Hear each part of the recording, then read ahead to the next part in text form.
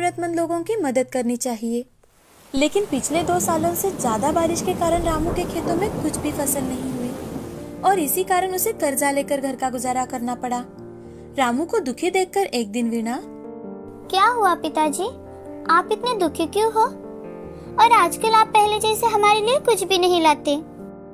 कुछ नहीं बिटिया, 2 साल से थोड़ा खेती में फसल नहीं आ रही ना अपने, इसलिए थोड़ा चिंता में था। लेकिन तुम चिंता मत करो, जाओ अपने दोस्तों के साथ खेलो। सुनिए जी, मुझे तो बड़ी चिंता लगी रहती है कि अब कैसे होगा। बच्चों की पढ़ाई का खर्चा, बाकी के खर्चे, कैसा चलेगा हमारा परिवार। हाँ सुधा, अब मुझे भी कुछ समझ में नहीं आ रहा। हमारे पास जो भी जमा पूंजी थी वो सारी खर्च हो गई, ऊपर से सर पर ये कर्जा चढ़ बैठा है। हमने कभी भी किसी से कर्जा नहीं लिया था, अब ये कर्जा कैसे चुका पाएंगे हम। लेकिन तुम चिंता मत करो, मैं कुछ ना कुछ जरूर कर लूंगा।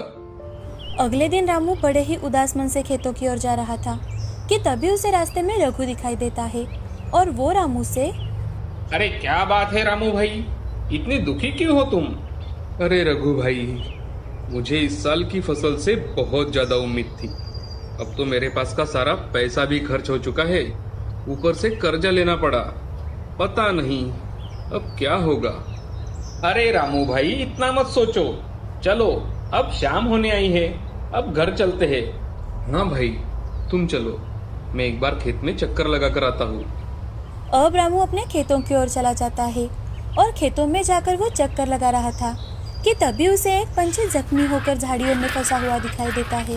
तभी रामू अपने हाथों से उस पंछी को धीरे से बाहर निकालता है और एक कटोरी में पानी डालकर उसे पिलाता है और उस पंछी को आजाद कर देता है।